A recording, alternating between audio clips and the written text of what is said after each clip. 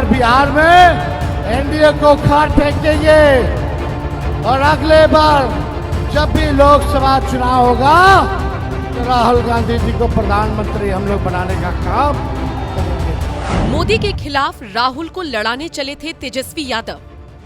बिहार में किया ऐलान, राहुल गांधी को बनाएंगे प्रधानमंत्री। तेजस्वी के ऐलान से इंडिया गठबंधन में पड़ गई फूट। राहुल के खिलाफ ममता की पार्टी ने ही कर दिया विद्रोह।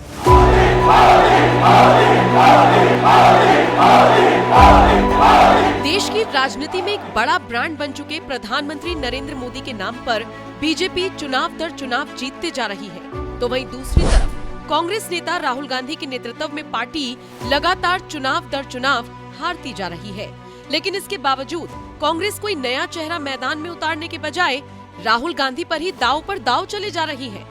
तो इसकी सबसे बड़ी वजह गांधी परिवार है, क्योंकि कांग्रेस पर गांधी परिवार का एक बड़ा प्रभाव रहा है और राहुल गांधी उसी गांधी परिवार से आते हैं। यही वजह है कि चुनाव दर चुनाव हारने के बावजूद राहुल गांधी को कांग्रेस प्रधानमंत्री पद के उम्मीदवार के तौर पर पेश करती रही है। और अब तो इंडिया गठबंधन में शामिल आरजेडी के नेता तेजस्वी यादव ने भी बिहार के एक रोड शो में ऐलान कर दिया कि आने वाले लोकसभा चुनाव में हम राहुल गांधी को प्रधानमंत्री बनाएंगे। तो हम धन्यवाद देना चाहते हैं राहुल गांधी जी को कि आज आप लोगों के नवादा जिला में आकर के आप लोगों के सामने को जागरूक करने का काम कर रहे हैं और पूरा नवादा एकजुट है। इस बार बिहार में एनडीए को खाट फेंकेंगे और अगले बार जब भी लोकसभा चुनाव होगा तो राहुल गांधी जी को प्रधानमंत्री हम लोग बनाने का काम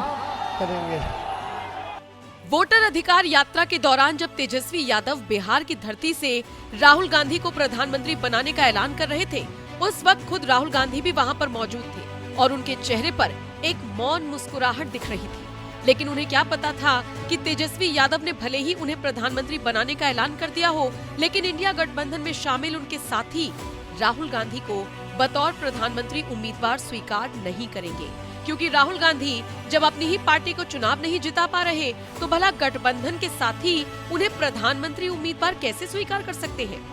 यही वजह है कि राहुल गांधी की पीएम उम्मीदवारी का सबसे पहले विरोध पश्चिम बंगाल से शुरू हुआ, जब मुख्यमंत्री ममता बनर्जी की पार्टी तृणमूल कांग्रेस यानी टीएमसी के नेता कुणाल घोष ने राहुल को पीएम उम्मीदवार बनाए जाने का विरोध करते हुए कह दिया कि जो भी वैकल्पिक प्रधानमंत्री होगा उसके पास भाजपा को लगातार हराने का रिकॉर्ड होना चाहिए। जो भी ऑल्टरनेट प्राइम मिनिस्टर होगा उसको तो ये पहले साबित करना होगा कि भाजपा को डिफीट करने का कॉन्फिडेंट और कंटिन्यूअस रिकॉर्ड उसका होना चाहिए ना।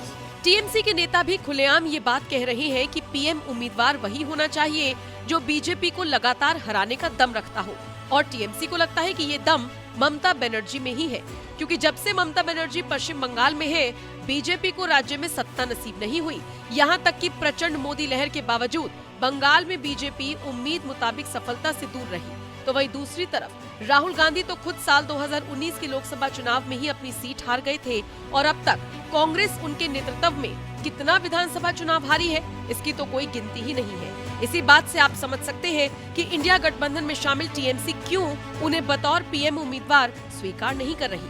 टीएमसी नेता कुणाल घोष ने तो यहाँ तक कह दिया कि इंडिया गठबंधन ने भी पीएम उम्मीदवार के नाम पर कोई चर्चा ही नहीं की। तेजस्वी यादव की व्यक्तिगत राय हो सकती है, लेकिन इंडिया गठबंधन ने अभी तक राहुल की प्रधानमंत्री उम्मीदवारी पर कोई चर्चा नहीं की। अभी तक कोई डिसीजन इंडिया गठबंधन में नहीं हुआ, इंडिया ब्लॉक में नहीं हुआ। हम लोग भाजपा एंटी पीपल है, तो भाजपा को हटाना प्रायोरिटी है। उसके बाद क्या होगा वो नेशनल लीडरशिप, यहाँ पर बहुत सारे सीनियर लीडरशिप है, प्रॉपर टाइम में वो लोग डिसाइड करेंगे। पहला काम है, देश का आवाज है, भाजपा को जाना चाहिए। अगस्त पहले इंडिपेंडेंस के पहले देश का अगस्त महीना से आवाज उठा था इंग्रेज भारत छोड़ो। अभी 2025 में आवाज उठा भाजपा भारत छोड़ो, गदी छोड़ो। तो उसके बाद जो सीनियर लीडर्स है वो प्रॉपर टाइम में डिसीजन लेंगे। अब तेजस्वी यादव बिहार चुनाव जीतने के लिए भले ही ऐलान कर रहे हो कि जब भी लोकसभा चुनाव होगा हम लोग राहुल गांधी को प्रधानमंत्री बनाने का काम करेंगे, लेकिन इंडिया गठबंधन में शामिल ममता बनर्जी की पार्टी ने तो साफ इनकार कर दिया कि वो राहुल गांधी की पीएम उम्मीदवारी का समर्थन नहीं करती।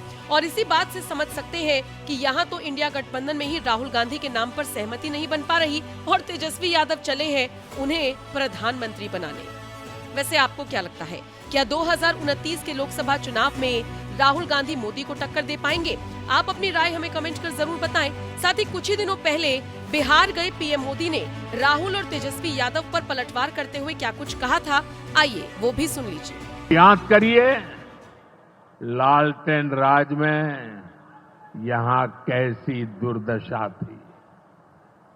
लालटेन राज में एक क्षेत्र लाल आतंक से जकड़ा हुआ था।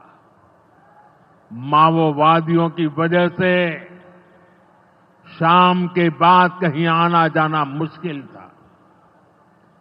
गया जी जैसे शहर लालटेन राज में अंधेरे में डूबे रहते थे। हजारों गांव ऐसे थे जहां बिजली के खंभे तक नहीं पहुंचे थे।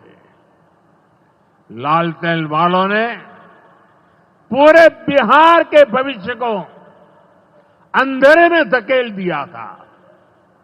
न शिक्षा थी, न रोजगार था। बिहार की कितनी पीढ़ियों को इन लोगों ने बिहार से पलायन के लिए मजबूर कर दिया था। साथियों, बिहार के लोगों को आरजेडी और उनके साथी सिर्फ अपना वोट बैंक मानते हैं। उन्हें गरीब के सुख दुख, गरीब के मान सम्मान से कोई मतलब नहीं है। आपको याद होगा, कांग्रेस के एक मुख्यमंत्री ने मंच से कह दिया था कि अपने राज्य में बिहार के लोगों को घुसने नहीं देंगे। बिहार के लोगों से कांग्रेस की इतनी नफरत, बिहार के लोगों के प्रति इतनी घृणा, और कोई भूल नहीं सकता। कांग्रेस का बिहार के लोगों के प्रति त्याग, जो दुर्व्यवहार देखने के बाद भी यहां आरजेडी वाले गहरी नींद में सोए पड़े थे। भाइयों बहनों, बिहार की एनडीए सरकार कांग्रेस और इंडी गठबंधन वालों के इस नफरती अभियान का जवाब दे रही है। बिहार के बेटे बेटी को यहीं पर रोजगार मिले, सम्मान की जिंदगी मिले, मां बाप की वो देखभाल कर सके, इसी सोच के साथ हम काम कर रहे हैं। अब बिहार में बड़े बड़े प्रोजेक्ट बन रहे हैं। गया जी जिले के डोभी में बिहार का सबसे बड़ा इंडस्ट्रियल एरिया तैयार हो रहा है। गया जी में एक टेक्नोलॉजी सेंटर की स्थापना भी की जा रही है।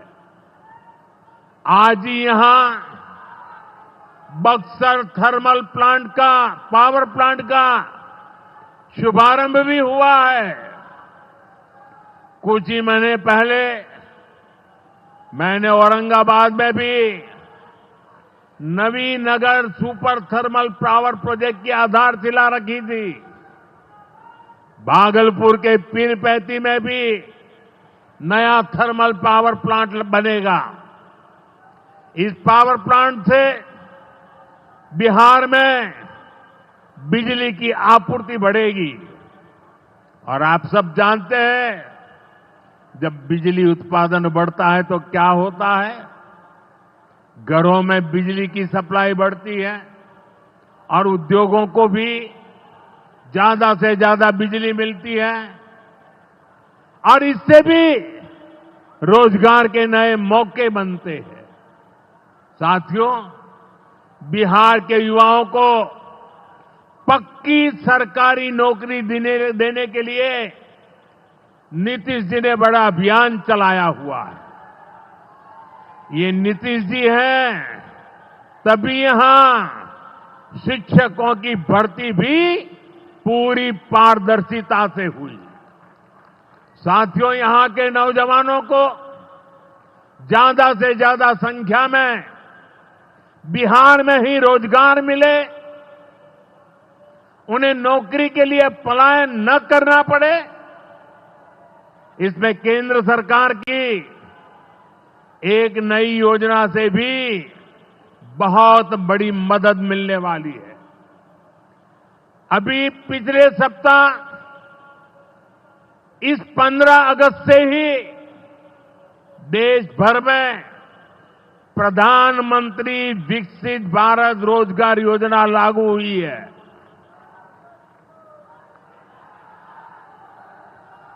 इसके तहत हमारे युवा जब निजी क्षेत्र में पहली नौकरी करेंगे तो केंद्र सरकार उन्हें अपने पास से 15,000 रुपये देगी। जो प्राइवेट कंपनियां युवाओं को रोजगार देगी, उन्हें भी अलग से पैसे सरकार देगी। इस योजना का बहुत बड़ा लाभ बिहार के मेरे युवाओं को भी होगा।